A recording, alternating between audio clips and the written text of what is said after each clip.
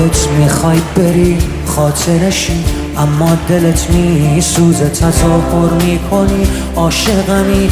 این بازی هر روز نترس، آدم دم رفتن همش دلشوره میگیره. 2 روز بگذره این دلشوره ها. بهت قول میدم سخت نیست، لااقل برای تو راحت باش. دورم از تو و دنیای تو راحت باش. هیچ کس نمیاد جای تو، دلشوره دارم